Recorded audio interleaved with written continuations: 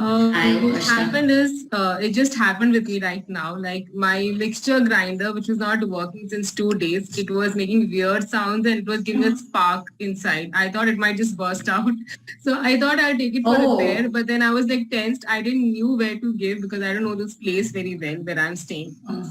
So one of yes. the so today morning I just did that meditation of blessing and forgiving because one of the persons in the group had mentioned they did with the laptop and it worked. It started working. So I Laptop. did the Yes, same thing and yeah. I just forgot about it.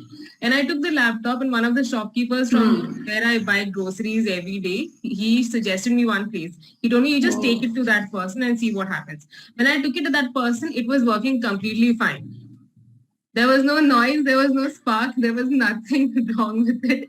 And it was like, it was so funny. I was like, okay, this is working, there's nothing wrong. And the person said, there's nothing wrong with this. What is wrong with it? So I just took it back and I was oh, like so happy. Oh, this so works wow. so like magically. And I Yes. manifested like rupees three for two transactions which I made for on phone pay. Like twice I manifested 3 rupees, 3 rupees. So that was the thing.